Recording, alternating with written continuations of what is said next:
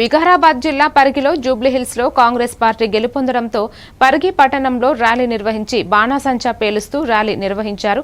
Parigi MLA Rammohan Reddy స్వీట్లు పంచుకుని ఒకరినొకరు శుభాకాంక్షలు తెలుపుకున్నారు.